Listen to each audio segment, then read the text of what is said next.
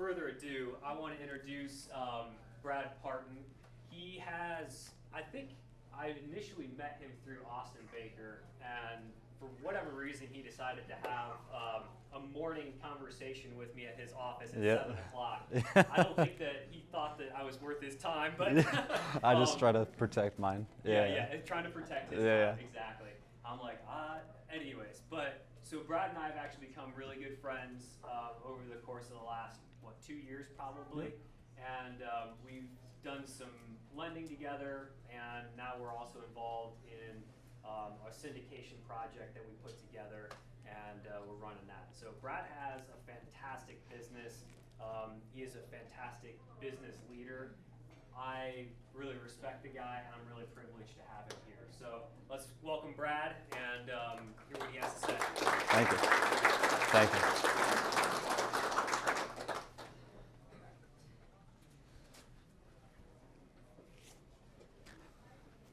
Am I good, Jesse?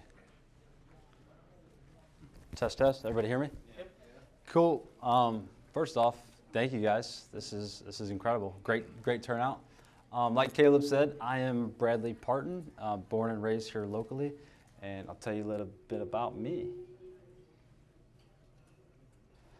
So who I am, I'm born and raised here, Madison. I'm engaged to my wonderful fiance over here. I have 2 wonderful boys that you saw on the last slide. They're 11 months apart. They're 2 under 2, so it's a pretty busy household. I run a company called Richland County Home Buyers.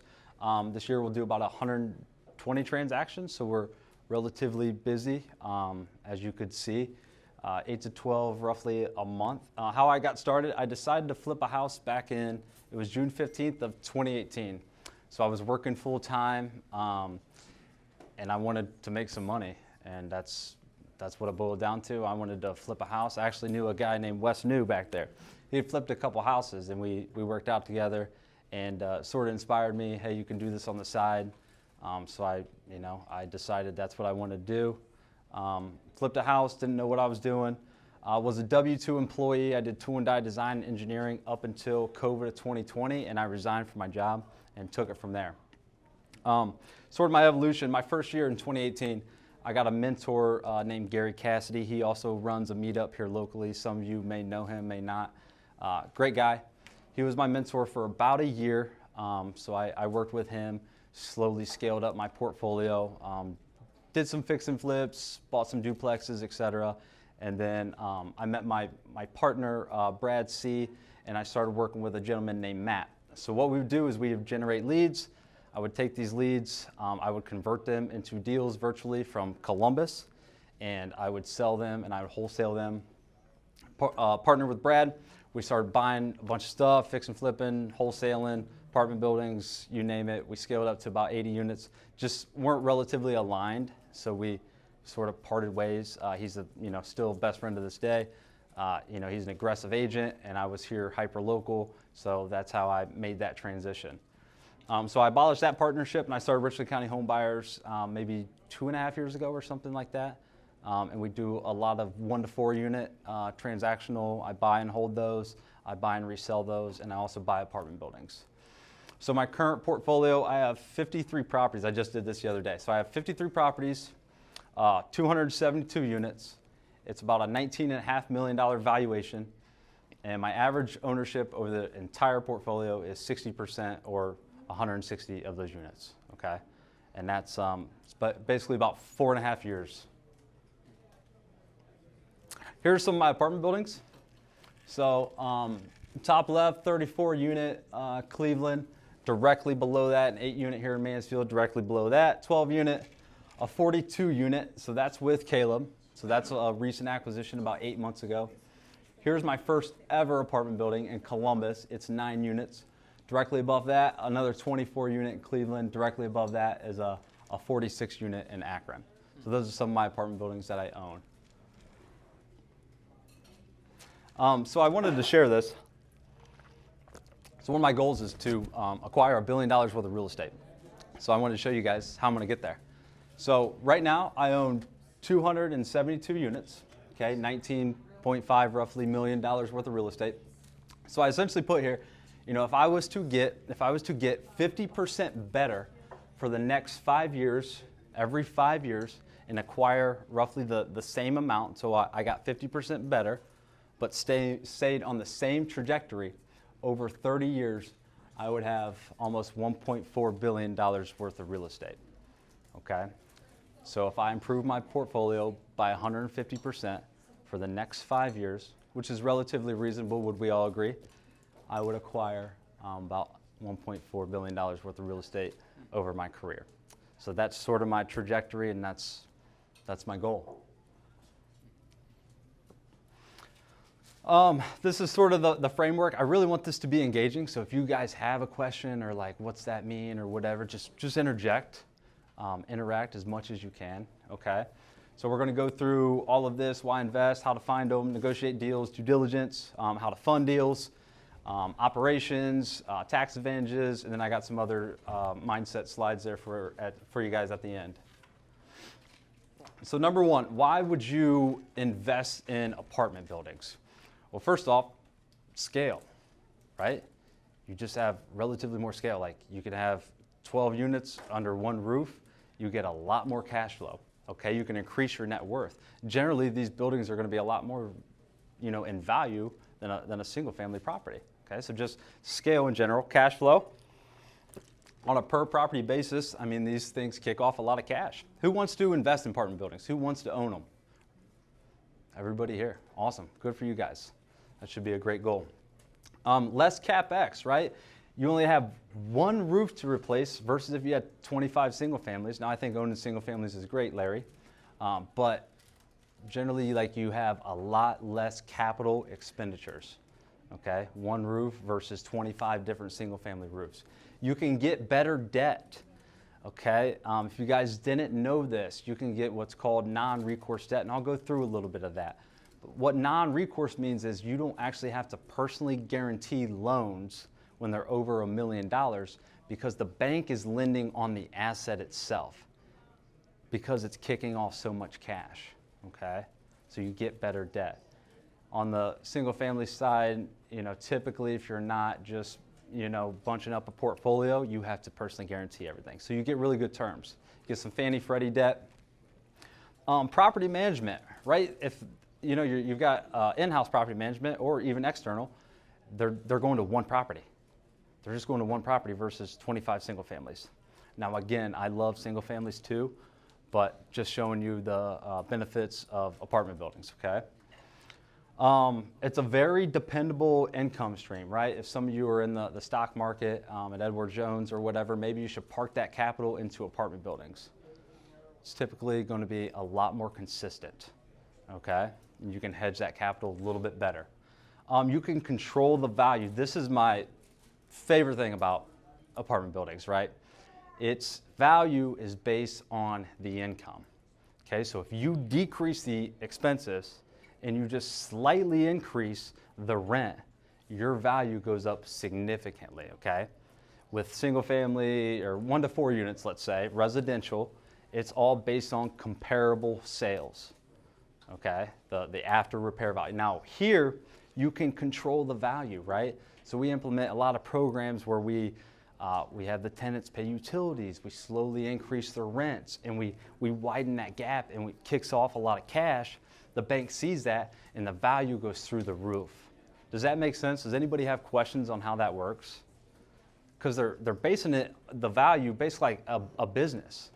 An apartment building is a business. It's literally a P&L is what it is, okay? And then you just got to manage it properly. Where to find apartment buildings? So I found most of my deals direct to seller, but my best deal finding has been directly with commercial real estate brokers. We have a lot of residential real estate brokers in here, but there are commercial, that's all they do, and they just search for multifamily deals. And essentially, if you can close one deal with them, they will spoon feed you deals. These guys sit and they cold call, off-market apartment building, distressed sellers all day long. That's what they do. That's what these brokers do. So they get the best deals. So once you close, you're in, okay?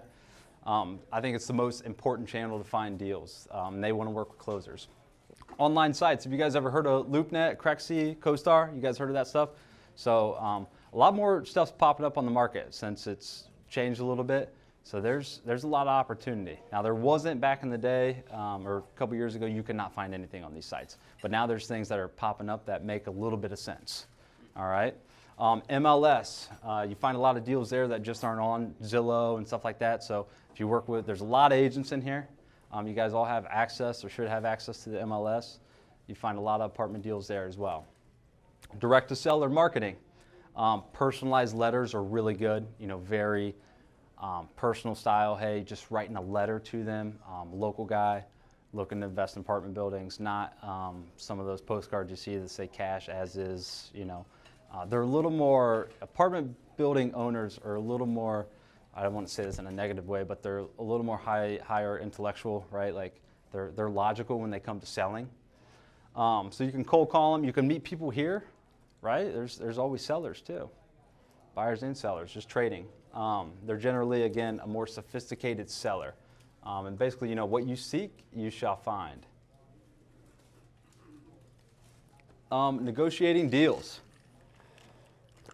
So, has anybody ever heard of a letter of intent? Does anybody know what that is? Okay.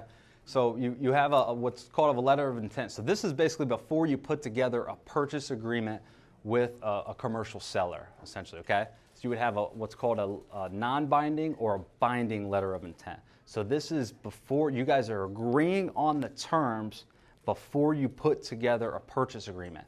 That is what a letter of intent is. And I have a template here. If you guys ever want a template of that, feel free to reach out and I'll get that to you. So you get a letter of intent, you get the purchase contract. Usually it's about 5 days or a week or something. You have an attorney put that together. Again, you're working with a little bit more of a sophisticated seller. It's more of a complex transaction. Understanding, terms and leverage, right? There's a lot of moving pieces inside here. But your due diligence is the most critical piece of the deal, right? When you're going into it, you got to get all the financial documents. Make sure that P&L is actually what it says it is, okay? You need to compare the leases to what they're actually saying, because you can inflate a spreadsheet as much as you want, because that's what they send you. They send you a spreadsheet saying, here's the P&L, all right? But you have to ensure that that's actually correct. You do check out the property condition externally, internally, do a survey, do the lease audit, walk every single unit with your property manager, do a site survey, environmental site assessment, right? That's just doing soil inspections, etc. Appraisal, and then a green report. A green report is pretty common. So that would be like your low flow faucets and toilets. You're putting together a green report, see where you can cut expenses, okay? So I put a few slides together about funding apartments. So your foundational piece to funding apartments is bank financing, okay?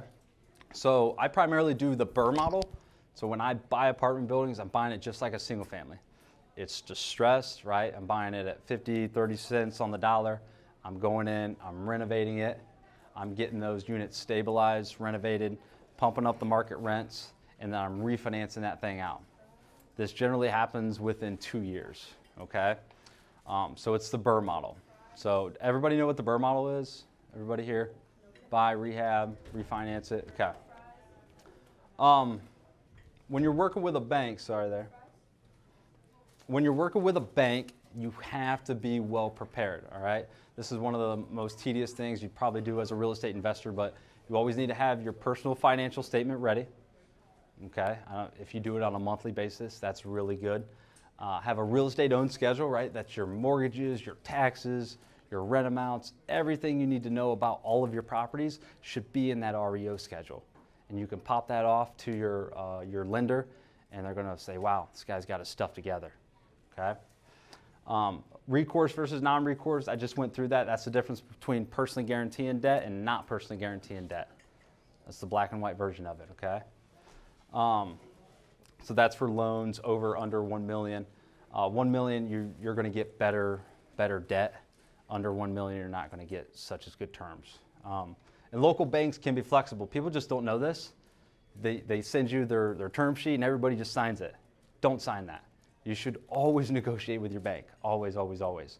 Whether it's the leverage, whether it's interest rate, whether it's their origination, you can always negotiate with them. Did anybody know that? Did you guys know that? I didn't know that until about 6, 8 months ago. I'm like, you can actually negotiate with these guys. Work with loan brokers. So when I'm buying apartment buildings, not my residential portfolio, but when I'm buying apartment buildings, I have a loan broker. What a loan broker does is he goes and shops for the best rates, best lenders, whatever he can find. And he's cultivated those relationships over years. He'll put together all of your financial documents on the property, all of your personal financials, everything, and he'll shop that deal for you. He'll go to 20 different lenders, and they'll come back and say they're interested and they're not, right? And then they'll start putting terms together to present to us.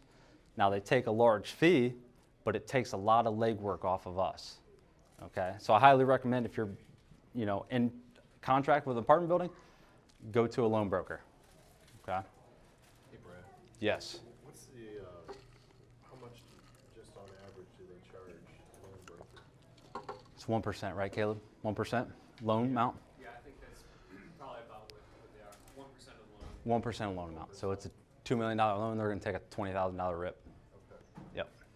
But they're gonna potentially save you a ton Oh yeah. by choosing the right lender or pitting those lenders against each 100%. other. Yeah, it's a no-brainer. Yeah. Yeah, 1%'s worth it all day long. Yeah, 80% Yeah. on a loan, you'll make it up on the 80%. Oh, yeah. Yeah, you just buy so much time back and, putting together all those resources. Yeah, they're talking to 20 different lenders that they've cultivated relationships with, and you can avoid all those operational complexities of having to do that, right? Right. So, yeah, it makes a ton of sense. If you guys need a loan broker, I got a shark out of Cleveland. So if you guys have an apartment building or something like that, I've got a real good guy. Young guy, real good. Private money. I know this is a huge topic. Everybody's always looking for private money. They're already in your network. Whether you guys know it or not, you have private lenders that are in your cell phone right now, okay? They're in this room. I have multiple lenders sitting in these seats right now. They've lended to me for a while, okay? So they hang out where you would expect them to, right? Like they're sitting at maybe the fancy bar or the country club. Like these people, if you want to find them, you got to go to where they're at, right? We objectively know these things. It's just like we have to do them. How to communicate with a private lender, right? You just need to provide some value to them. You want to know what you're talking about and have some credibility. So educate yourself. Okay, that's kind of where I'm going with that. Educate yourself. Legalities. So has anybody ever heard of a PPM or a private placement memorandum? So if you are unregistered with the Securities and Exchange Commission with the government, you would need to do what's called a private placement memorandum if you're shopping around securities to raise capital on an apartment building. Okay, does that make sense? You're raising private money at a fairly large scale. This is a way to keep you safe. Okay, it's called a private placement memorandum. We have attorneys that can draft that stuff up. So if you guys are ever in contract with one, I've got some resources for you. Okay. So if you're like raising capital, typically you can, without having to get registered, you can raise about $1 million annually. That is just a general rule of thumb. These next three are just general rules of thumb. So if you're raising under $1 million annually, you do not have to get registered, okay? You can also raise from family, friends, and associates. What that associate is if you have 3 taps with a person that you've talked to them 3 times, met with them 3 times, something like that, they just consider it 3 taps. That's considered an associate. No, you're fine, you're fine. Accredited versus non-accredited. Does anybody know what that means? Okay, accredited investor, I think is 200,000 of liquidity and $1 million net worth. Yeah, I think it's $1 million in net worth would be an accredited investor. Net worth is just your assets minus your liabilities. Just like a P&L is your income minus expenses, your net worth is your assets minus your liabilities. Your house is not an asset, by the way. It's not. House and cars are not assets. Okay, cash is an asset.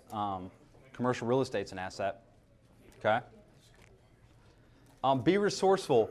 And the last one, this is my favorite way to do it. I just put my back against the wall. Just wait till I'm a week out from closing a deal. Kaleb knows this. Is like, that's when I'm like, all right, I'll just call everybody, right? Like that's just sort of the way I operate. I can't really change it. It's just me. So put your back against the wall. That's when you figure things out. It's like I'm gonna bet on me every single time when my back's against the wall because. You typically find the deal first and then raise the fund. 100%. I never have the money ready. I never know how I'm gonna fund it. I never know how I'm gonna I'm serious, right? We're pumped. People do it both ways. You can do it either way. Yeah, I guess, right? For a more safer bet, yeah, you're going to already have the resources in place and you're going to be looking for deals. But no, if a deal comes across my lap and it's a deal, I'm buying that thing, regardless if I have the resources in place or not. I will find the resources. So that's how. Look at where you are right now, though. What was it like when you were just starting out?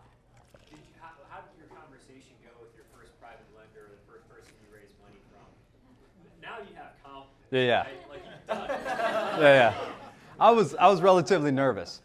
I remember meeting a gentleman, and he's sitting in this room, but we met at a coffee shop, and I approached him for $125,000, and that was the most I've ever raised in my life. I think I'd raised like a 30 and a 70,000 at that point, and I needed to bring him in. I wasn't giving him any equity. Had done a handful of transactions at that time, so I was relatively nervous. But again, I did provide him with value. I did take the risk of approaching him. I had credibility at that point. I had educated myself. I gave him a plan, and he went out on a limb and he did it. And it's one of my. How has your presentation evolved since then? Better. Yeah, better. Yeah. Have you got it more formal? Do you what does it look like? Are you presenting spreadsheets, graphs? Are you really breaking it down, or is it still a little more informal, like coming as a place, like, hey, talking to a friend, hey, I'm looking for some money to fund this deal? Great question. Depends on the deal, right? When Kaleb and I did a PPM or a private placement memorandum for a 42 unit, it was very formal. Very analytical. Yeah. Typically, I'm going at people and I'm throwing crap at the wall. Yeah. Got this deal, let's do it. Right. That's just probably my style. I'm a little more of a high driver personality. So it all, you got analytical personalities too who are going to be a little more cautious, approach people in a different way. But yeah, I call people. I'm like, yo, dude, you want in this deal or whatever? Or shoot people emails. Hey, check this out. I'm closing in a couple weeks. What's your typical payout to those investors? Again, depends on deal. Okay, 1 to 4 units, just a preferred return. Right, if I'm doing an apartment building, right, getting a separate entity in place, and I'm going to raise equity, they'll still get a preferred return, but we'll also trade that for equity in perpetuity.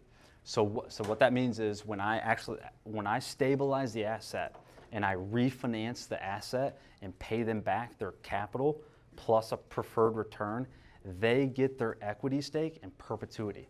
They get their cash back, and now they're getting checks. Okay?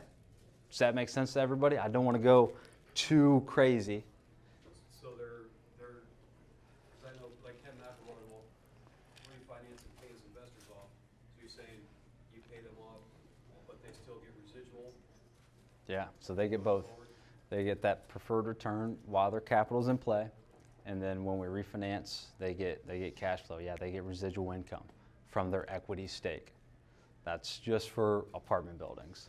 And again, I own apartment buildings too, 100% myself. But when you're trying to get that scale, you don't, I was just talking to David. He goes, are you ever just not gonna, are you gonna use your own capital is what he said. And I said, well, probably not. Because if I have $1 million of cash in my bank account and $1 million asset comes across my plate, but it's worth $2 million, I'm gonna blow all that money. Why wouldn't you? right? So you should always be raising private capital. Does that make sense? Okay. So put your back against the wall. That's literally my best advice. It's probably the worst advice, but it's really good. It is. It's really good. Creative financing. I'm sure some people in here are familiar with creative financing. So how to pitch creative financing. So first you got to understand the terms. Always build it into your offer. That letter of intent I showed you guys, you should give everybody a generic offer, right? Bank offer, and then you should give them a creative offer. You should give them 2 offers at least, okay? Always be pitching something creative. It helps you educate yourself as well. Types of owner financing. This actually is more prominent in the commercial realm if you guys didn't know that. Loans are assumable because the prepayment penalties. So in commercial debt, they have very stiff prepayment penalties, or some lenders do. They made loans assumable, right? That's considering, people have to go through the bank approval process, but then you can just assume that loan, all right? And then we converted it a lot of times in the residential world where we take a power of attorney over somebody and we take care of their loan. But it started in the commercial world. Is this making sense to people when we take over people's mortgages? So people have an outstanding loan and they want to get out, you can take over their mortgages. Why would you want to take over their mortgage? If it had really good terms. If it had really good terms, they're in a situation, maybe our offer is less than what they owe. I run into that all the time. I've done 3 sub-2s this year already, where I've taken over 3 mortgages. I had one cash offer was 70. They owe 71. They just give me their house. I just take over the mortgage. That's all there is to it. They had a 4% interest rate. It's a no-brainer, okay? But generally, this happens in the commercial world, okay? It's where you can take over people's mortgages. Seller carry or owner financing. A lot of people get confused about this when you're sort of pitching it to them if they don't understand it. They are the bank. I just tell them, you're now Mechanics Bank. That's what I tell them. So it allows them to gain that perspective. Okay. Oh, I'm just going to be the bank. Yeah, just pay you a mortgage. Just make you a monthly payment. They can still get, cash flow off their property.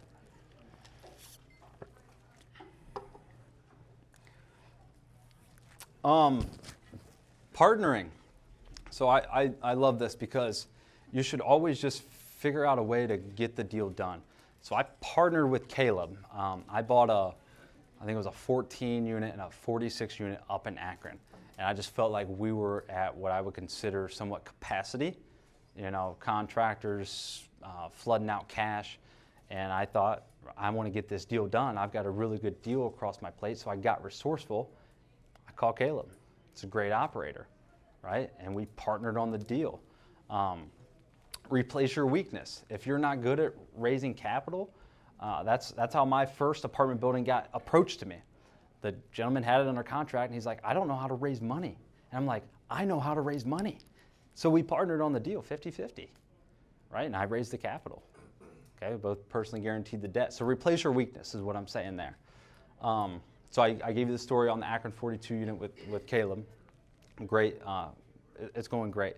I really enjoy our partnership. Less barrier to entry, right? You can reduce the risk when you partner with somebody. It feels better. Generally, it feels better.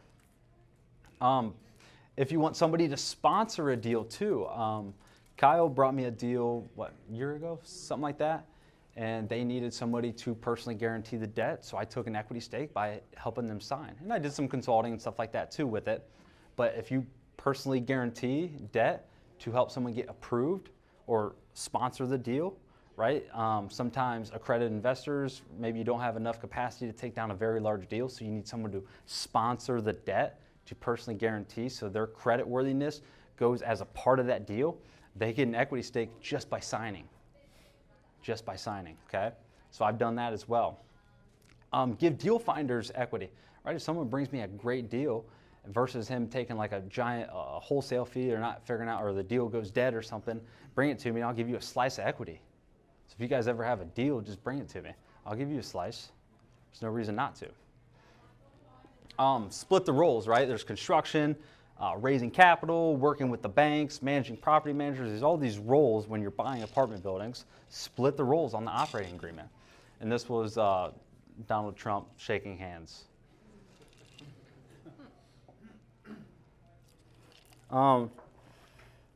It's my very first apartment building. So it was a nine-unit apartment building, downtown Columbus. This sits literally I think it's like 1.1 miles from this, the inner city of downtown Columbus. We bought it for $255,000. A wholesaler brought that to us. They made a $60,000 wholesale fee on that one. We put about $200,000 into that property. We refinanced it. It appraised out at $780,000 in 2020. We just had it appraised for a refinance in 2023. Appraised out over $1 million. Bought it for $255,000. So you can see there, lender will give us $1 million, 75% of that. We owe $480K at this point. We'll get about $280,000 tax-free. Okay. Then when we bought that, it was practically vacant. We started renting them at $695, and now they're renting for, we're doing the renewals at $925 a month for 470 square foot, one beds. So again, this is based on the income. That value is based on the income. What's up, Ed? So you said you find a deal and then raise the money. How long do you take to do that? Like, say you have zero money right now, then you get a deal under contract, right? How long do you have from under contract to raising X amount of money? Yeah, great question. Again, that's going to be case by case. Generally, probably 30 to 90 days. Okay. If it's a sophisticated seller working alongside a commercial real estate broker, that's going to be a long transaction. If it's a wholesaler fly by the night and they got this spectacular deal, you've got 2 weeks. Right? Like it's just depending on the deal and where the source came from. Okay? Because the broker is going to work with the seller. Hey, we've got the DD period. We've got to get the approvals with finance. We've got to do all these different things, right? So we draw that out on the contract. I mean, those transactions take about 3 to 4 months. But if you have a wholesaler come with this thing, you've got 7 days, right? We got to get this thing to the closing table.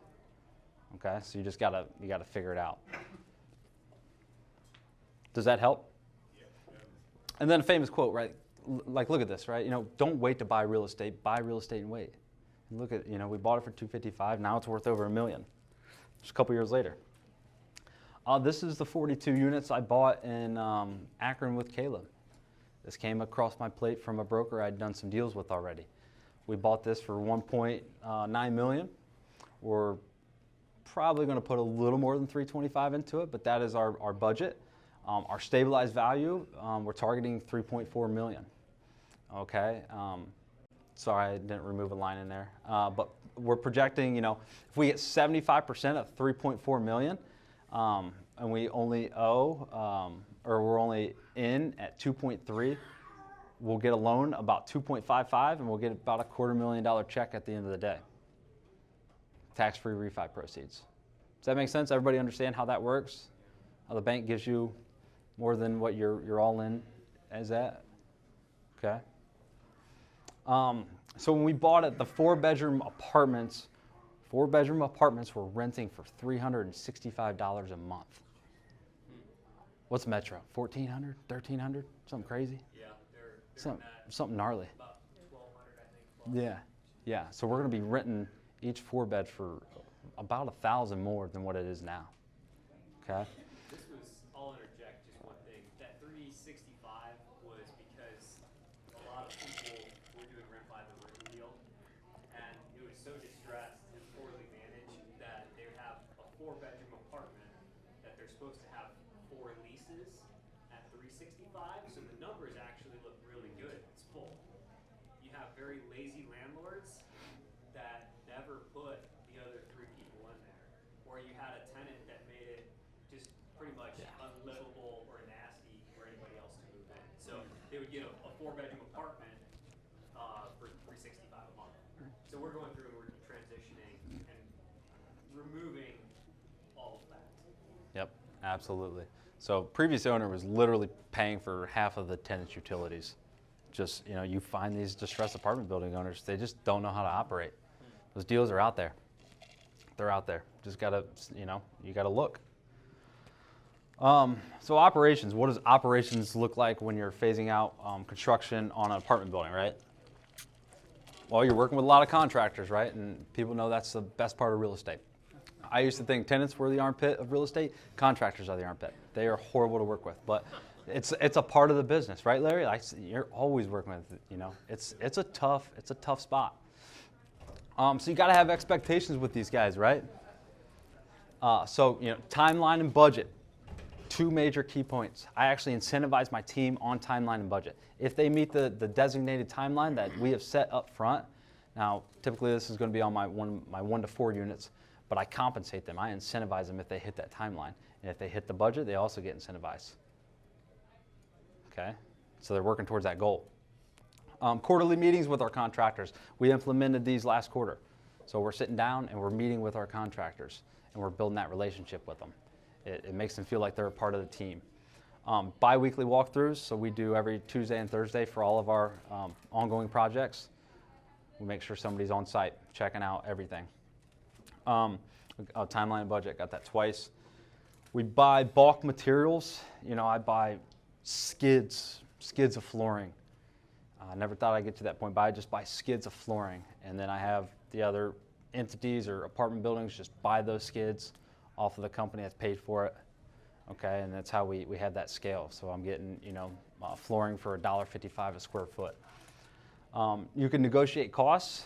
Most people don't know this as well, but Sherwin-Williams, Home Depot, et cetera, you can negotiate your costs when you're buying a lot of bulk items, okay. We generalize the labor cost, meaning we do it on a per unit basis, whether that thing is wrecked or whether that thing is pretty. We have a standard cost when you're doing an apartment building, okay? So if you do this unit, this square footage, you're getting paid this much labor, right? And then we'll build in a miscellaneous line item, right? So if the trim is ripped up from a dog, but the other one isn't, we have the same labor costs.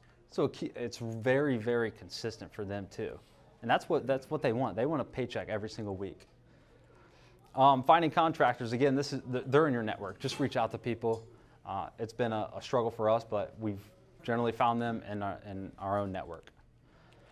Managing contractors, you got to communicate with them daily, every single morning.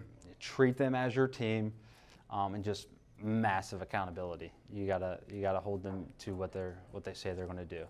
Okay. So the contractors you're hiring, is that kind of the norm, is paid weekly for however far they're going? Yeah, so we have a scope of work, right? And then we do bi-weekly walkthroughs. So on Thursday, so the work they've done from Friday to Thursday is what they get paid on. Okay? Does that help? And then they get paid on Friday. Contracts for $5,000 worth of work, and they've got like 60% of it done. You just kind of Exactly. That's exactly right. All right, and then we reimburse materials, but again, we try to pay as much material in-house as possible, and everything has to be approved. Okay? Does that make sense to everybody? Okay, so it's very consistent. They have to have all invoices in by Friday at noon, and they get paid between 3 and 4 p.m. on Fridays. They all come into the office and get paid. Okay, our contractors in Akron, they live on site. They live in my apartment buildings. So that they come home on Friday mornings. They work 10 hours a day, Monday through Thursday or whatever, come home on Friday mornings, and they get paid. Okay? Change orders has to happen on site when somebody's there. They can't just text us and say, hey, this needs a change order. We go there. I mean, they can tell us like something needs done, but it's going to go when we do our bi-weekly walkthroughs, and it has to be approved. Okay, and it's got to be signed off by the project manager. Property management. I don't know why I put, third-party management. This is, again, another tough piece when you're working on apartment buildings, especially out of market. You have to have third-party management. So you gotta have very, very clear expectations. You gotta know what software they're using. You gotta understand what weekly reporting you want, because again, they don't care about your property like you do. Okay, so this is critical here. Communication, it has to be direct. I had a previous PM that would always call me off of an unknown number. He would never give me a cell phone.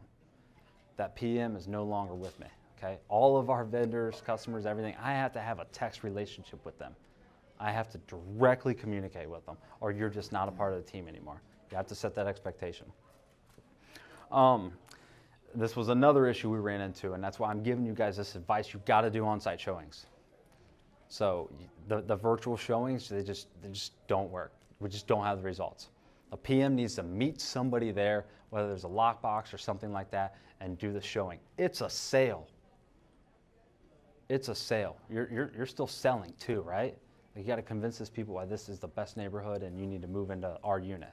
Okay, so must do on-site showings. We've learned that the hard way. Again, you got to work as a team for the desired end state. Like, they got to know your business plan. Hey, we're renovating all 40 some units or whatever that looks like. They got to know that, and we got to work as a team together. Okay, although you're paying them. Like, you know, I've learned this the hard way, but you should hire slow and fire fast. Okay, be very analytical when you're hiring a PM, but if they're not meeting your expectations, you should fire fast. And again, I'm telling you guys this stuff from real world experience. They must align with your values.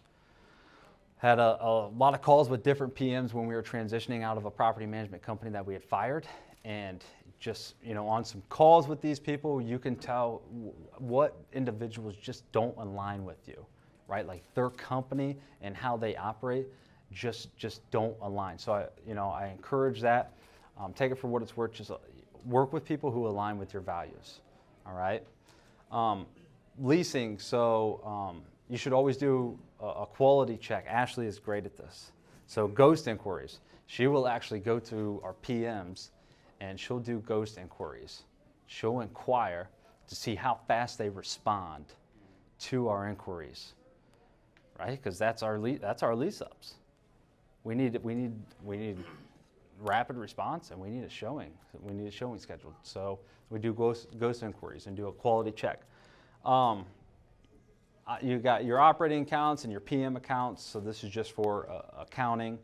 Make sure you have visibility on all that as well. Tax advantages. Everybody familiar with cost seg? Anybody not? So I'll just, okay, that's not. So a cost seg study is how you can depreciate an asset. Like, this is a commercial asset, and the IRS allows you to depreciate that asset over 27 and a half years. So basically, it's like, it's the wear and tear to cover the actual asset. So basically what it would take to maybe replace it. Kaleb, you might have a better explanation of like the cost seg, but you can slam expenses against your income that are actually non-existent. Does that make sense? Does that make sense? For cost seg? Go ahead, Tim. For example, your accountant will tell you 27 years for the kitchen. Yeah. And the cost seg will say your kitchen is only good for 7. So you can write it off as 7. Mm-hmm. Mm-hmm. And it's basically based on replacement costs, right? So what it would take, the wear and tear over that year, and you can appreciate that study or whatever. You can rapid depreciate that all in 1 year if you want. So you can take these expenses that you never incurred against your income, and then you could show a loss even though you made a bunch of money. Like last year, I got paid by the IRS, and it was my best year ever. But I got paid by the IRS because I did a cost seg study. So you can do that on real estate. Super huge advantage. Then your general tax and deductions, insurance premiums, management costs, maintenance, repair expenses, mortgage interest, utilities, marketing costs, all things you can just write off. And then your general write-offs, right? Continuing education, travel expenses. We're actually going out of town this weekend. I'm meeting with a guy in Florida, do some business with him or whatever. Writing the whole thing off, okay? So there's a lot of benefits if you guys haven't already jumped into real estate. So what does it actually take to, acquire a few hundred units in 4.5 years? What does that take? What does that look like, right? For me, it takes unreasonable sacrifice for an unreasonable goal, right? Nothing unreasonable to achieve was ever achieved by, just laziness, Who here watch the Super Bowl. I'm going to pick on you for a minute because a lot of people probably watch Super Bowl. That's pretty normal. During the Super Bowl, I intentionally, she goes to bed fairly early. I journal my priorities, right? Affirmations. Very, very intentional about the time I spend, right? I'm not watching football. I want anything. I want a jersey that says my last name and I'm number one or winner number one, right? Like I'm very intentional with the time that I have with my family and what I do outside of that. Okay, just to offer some perspective. And I always, I used to talk about balance and stuff like that. Balance is just not a thing. For me, business and life is one and the same. It's just how do you mesh the two together? There's no such thing as balance, right? There's seasons. There's definitely seasons, but there's no balance. So I would cut that terminology out of your vocabulary at least. Burn the midnight oil, right? If you guys want to achieve greatness, you should work really, really hard. That's what it takes. You just got to work hard. Okay? Consume nothing but good things. What you consume is what you are. What you read, who you talk to, podcasts, books, your food, your diet, all that stuff, what you consume, that's what you're comprised of right now. The money that's in your bank account. What you look like in the mirror is no one's fault but yours. No one's fault but yours. So your sphere, right? Like you should protect your sphere. Years ago I used to hang out with people that were dragging me down. And I burnt the boats. I don't have that sphere anymore. I have a very strong sphere. And I'm very cautious of who I even spend time with. Okay? So, just something to be aware of. Pay to play. My goal is 6 figures. I love mentorship and masterminds and coaching. My goal is to spend 6 figures a year on that stuff. I spend probably half of that right now. It probably seems crazy to some of you, but it's not. It's not. You have to pay to play. I mentor a gentleman. He's not in here today, but I do some mentorship and stuff like that. It's worth the investment. I'm telling you guys, you gotta pay to play. Get in the right rooms. You're stressed out, right? Stress doesn't come from hard work. It comes from inaction. You got to gain that momentum and work really hard again. Because if you're stressed out, it's just from you not doing enough. I love this. If you can win your mornings, you're going to win your day. If you win your day, you'll win your week. You win your week, you'll win your month. If you win your month, you'll win your year. If you win your years, you'll turn into a decade, right? So it all starts, in my opinion, in the mornings. My fiance, she's wonderful. She gets up before me, 4 a.m., and she wins her mornings and works hard through our household every day. And I'm, in between 4:30 and 5:30 every day, let's say. And I tackle that morning. I'm affirmations, meditations, reading, whatever, right? Like I'm very intentional about my mornings, and that's where you get momentum, okay? So again, there's difference between seasons and a lifetime of hard work. But if you want to get where you're going, you've got to do the hard work. You've got to have that rocky cutscene. We've all got to have that rocky cutscene. I'm in it right now, and I plan to be in it for years. We all objectively know what we need to do. You're probably thinking about it right now. We know the things we need to do. We need to eat better. We need to hang out with people who are better influences on us. We need to quit watching the effing Super Bowl. No one cares. I'm serious. I just don't care. I just don't. You need to trim the fat out of your life. That's what I'm saying, right? These pointless conversations people are having, I don't even want to have them. I just want to talk about the Super Bowl. I don't want toxic friends and family around me. I want to get rid of those bad habits, okay? And I'm not here to say I'm better than anybody. I'm just here to inspire you guys. That's what I'm here to add value, impact you guys. So always remember, right? Average is the enemy, and success is your duty. It's your duty for your family. Especially if you're the men of a household like I am, success is your duty. All right? Thank you, guys. That's all I got. Thank you. Any questions? I'm gonna grab my water. Anybody?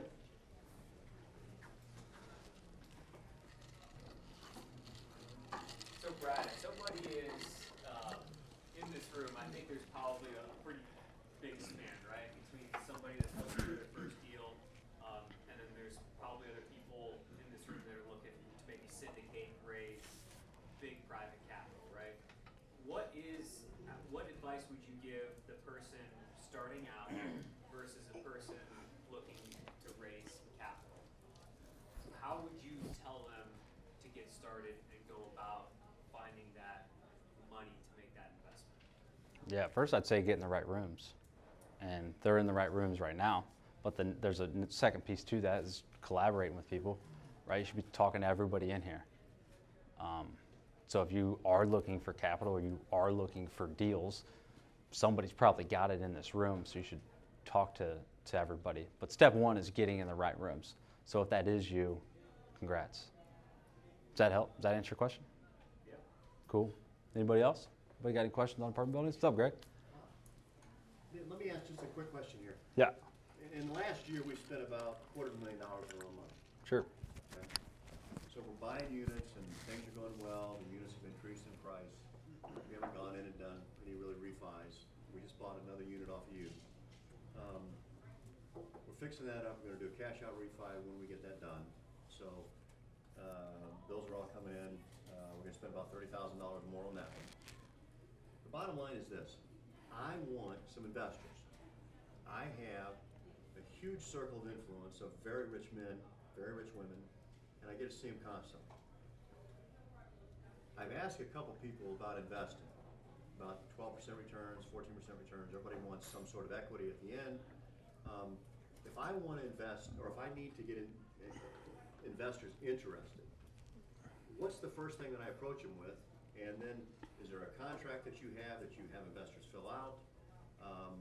And what would I say? So if you're me and I'm one of your buddies and I've got, literally $2 or $3 million in the bank and I can invest with you any day, how can you get me to invest with you? So it would depend. If it's a first investor, you've never worked with them, I'd make it super sexy. I'd make it really sexy. Maybe you give them equity. Maybe you give them a lot of money. Right? If they're giving you $100,000, you only hold the deal for 120 days, but you're going to make 30. Maybe you give them a 10K rip on it. Right? It's about getting that first one done. And yes, I do have documents. I use a disclosure document. The disclosure document basically states who I am, what my company is, what my intentions are. That's just a disclosure. It's just a paper that I just hand them. A promissory note. And if there isn't a first lien position on the property, we do give them mortgages. That's going to be depending on the deal, depending on the lender, but those are 3 critical documents that you should have. A promissory note, a mortgage, and a disclosure document. If you need those, reach out to me. But I would sweeten the deal to them. I'd approach them and say, hey, you give me 100K, I'll give you 110K back. Right? Like, that's what I would do. Plus give them their percentage or whatever. I wouldn't approach them and say, hey, have you ever heard of a preferred return? Are you invested? I would approach it in a real sexy tone. That's how I do it. And just really develop that relationship and then take it further. Yes, get the first one done. If you got to get in, give them half the deal. Give them half the profit, right? It's just about getting the first one done. Everything we've done so far, we've really built some equity. We don't have any money. I mean, I've got a little bit of money, but we spent tons of money so far. Yeah. And we're making money on each property. We just keep acquiring more properties.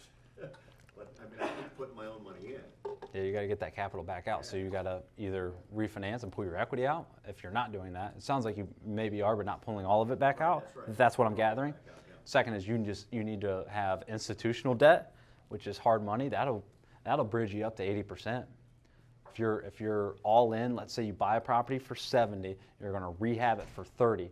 They're generally going to give you about 80 to 85% of that all in 100,000, and then all you've got to bridge is a $15,000 to $20,000 gap with private money. That's generally how I do it. Gives us a little more scale. And I have some institutional lenders. I work with the nation's largest institutional lender, hard money. and they give great terms, good process, easy to work with. So really, just to build that relationship, sweeten the terms, make some things happen, Yes, and then go to the next deal. yes, sweeten the terms. And what happens if they like that and then they want that same kind of sweet deal the next time? Some people.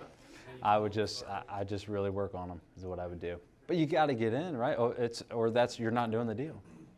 What's the trade-off? What's the opportunity cost? So I don't know if you mentioned already, but like say you want to borrow $100,000 for a house, how much of that would go like hard money? And what I'm getting at is, have you ever had instances where you get someone to loan you money from a person, private money, and they try and take the property out from under you down the road? Does that happen very often, or? No, you would have to default on the mortgage. That's the only reason they would be able to take the property from the Like collateral. if they, like say you bought the house for 100 and 85 of it was their money or whatever, that they could somehow say, well, that's most of my money in that, I want the property. No, because you would buy it under an LLC and you're 100% owner of that LLC, right? They're just either the mortgager or the lender, right? So no, that wouldn't happen. They can't take the property because you're the 100% owner. Does that make sense to everybody? Any other questions? Honey, I seen you raise your hand. You good? You good? Okay. Okay, I'm like, what does she want to know? I'm like, not hiding anything here. Yeah, if you got questions, feel free, baby. Anybody else? Anybody struggling with anything? Anything that they think I could help with? So what's the breakover point from where you would transition from a debt structure to an equity structure or hybrid? Probably be on the loan amount versus the property. Right, I can say like 12 units or 24 units or something like that. Probably the loan amount, depending how much capital you're going to put into play, that's when you would transition over to, all right, this deal would probably need a private lender and trade off some equity. It'd be dependent on the loan. I would say over $1 million. What about the length of time that they might be engaged, right? Like how to find promissory notes might work well for 6-month or 12-month term, right? But if you've got a bigger loan, a bigger project, you're gonna have more time, right? So those people may engage on the equity side because of the time piece of it. Absolutely. Yeah, time is a big variable too. I would tend to agree with that. If you need to operate because you're rehabbing 50 units, it's going to take a couple years. You're going to trade off some equity. Just going to trade off some equity. One thing that I'll point out too is like people think of like debt and they also think of equity. Keep in mind there's also the hybrid, right? Where you could have two different things structured at the same time, or you could also have preferred returns, which are kind of sort of pseudo debt. I mean, they're getting paid higher in the waterfall structure. So it's almost acting like it's an accrued interest before anybody else starts receiving an equity payout, right? Absolutely. So there's, both sides, the lending of promissory notes as well as the equity side, and then there's preferred returns that can kind of be on the equity side of the capital stack, but you can also have incentivized from an interest rate return, right? Yep. Which I know we both have done stuff like that in the past. So Yep, don't exactly. think it's black and white. There's lots of areas for negotiation and what you can. Yeah, if it's your first time raising capital and you got to give away equity on a single family deal, my advice would be to do it. Otherwise, you're just not going to do your first deal and you're not going to learn anything. Then you're going to be SOL. So that's just my advice to you. Once you negotiate your deal, what kind of capitalization rate are you generally acceptable with on the apartments? And then where do you see that cap rate in 2 years after you get it to where it needs to be? I love this question, but that's going to be market dependent. My cap rate in Mansfield, Ohio is going to be completely different in downtown Columbus. So you got to know your market. The other piece of that is things are a little bit different on the commercial end, on the back end debt. So when I say that, I mean when you're refinancing, you're generally working with maybe a loan broker or a sharp lender. Sometimes they can dial the knob, is what I mean. Okay, so we tune things in. So hey, we're projecting this thing at 6, and sometimes it can just magically come in at 6 or sub. No, I'm serious. The commercial world's a little bit different, especially when you're pretty heavy into it and you've got those relationships you've cultivated. I would never recommend just working with a lender you've never worked with when you're trying to refinance. I would work with what I would consider a shark, and I've got some of those resources that you can work with appraisers. I refinanced an apartment building not too long ago. I think it only had maybe 30 to 40% of it stabilized, but we were able to get a very, very nice as-is completed appraisal value on it, and the income wasn't even there. But again, they're holding back the equity based on when we do fully stabilize that property. So again, there's some variables you can play with when you're working with more sophisticated lender, stuff like that. Does that help? I hope that helps. But market dependent on the cap rate. You've got to know your market, right? I'm not going to buy this commercial building and say it's going to be a 3.5 cap, right? Like that would just be ignorant, right? You got to know your debt service too. And I think cap rates they're going to increase over the next 2 years, of course, right? Things fluctuate. Have you ever tried to push back the utilities? One of the biggest heartburns for me when you compare single-family homes, I don't mow grass, I don't pay utilities, I don't shovel snow, I don't bring appliances, I don't cater to them that way. And I know in the apartment space, you're paying water, probably paying heat in some cases. I just wondered if you figured out a magical way to like push the water bill back, or some idea that you may have. That drives me nuts. Great question. You can absolutely do that. You can get water meters on your inlet and outlet for your hot water tanks that come in units if you have them in unit. You can sub-meter that way. You can implement what's called a RUBS program. Are you familiar with a RUBS program? A RUBS program is a ratio utility billing system. Okay, that's just a fancy way of saying we're billing you for your water. Okay, it's called a RUBS system. So you could have a individual meters because you can either through radio control or doing an audit, you can find which ones have leaky toilets. Yeah, meter's definitely the best way to go. But if you just don't have that option, or like it's boiler heater or something like that, then you would implement a RUBS program. Okay. That's just, again, a fancy way of stating I'm billing you back monthly for the average water usage. Okay, thanks. Yeah, absolutely. Do you guys make the tenants pay the water bill, or do you guys do that? Depends on the property. Depends on the property. But yeah, we try to, generally the water bill stays with the property owner. So you just got to keep your thumb on it. Okay. As soon as you pay it, they're going to have the sky's the limit. It could be. With some. Sure, yeah. Yep. Anything else, anybody? So I hear that the market in multifamily is plateauing, and loans are coming due. There's going to be some opportunity, but what do you think in a year from now prices are going to be lower generally? About Yeah. the same? I Where do you would think the say market's going? I would say lower, because I just tend to err on the more conservative side of things. I would say the market's going to be lower. I would say 15% would be just a good way to analyze, 15 to 20%, just the way you can stay ahead. You want because you don't want to not time the market.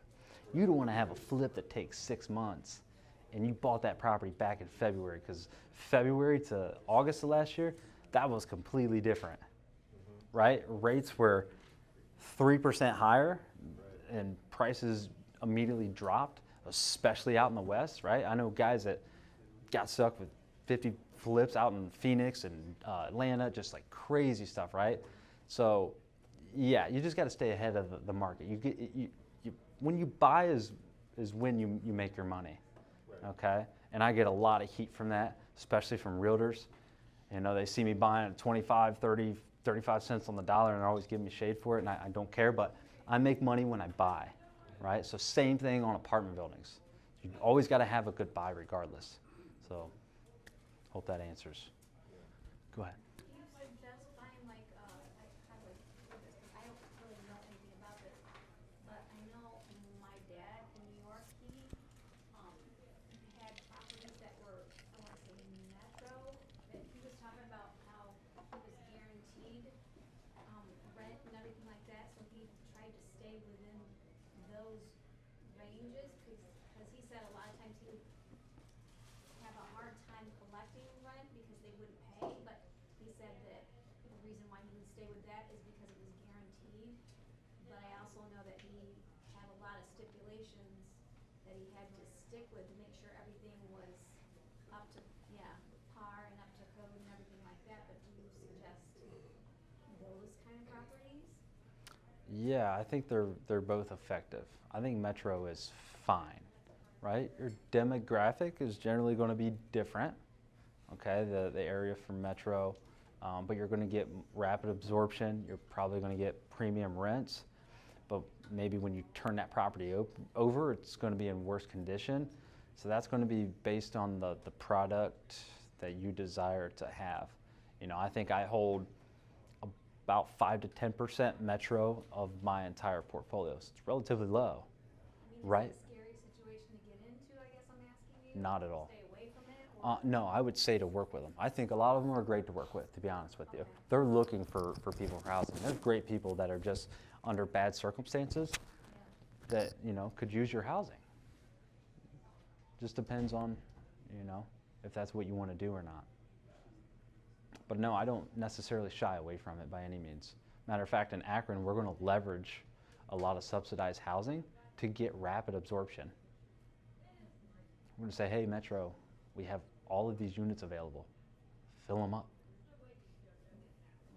The one thing about Metro that we experienced was they come in annually and do inspections, and will give you a report if there's something, you know, that you need to repair, you know about it. And if it's something the tenant needs to repair, they have to take care of it or they don't get renewed. So at least you got some sort of reporting going on from their side of the money. And we've had both. We've had, you know, the people that we wish they didn't rent to, but we've had some of our best renters for Metro.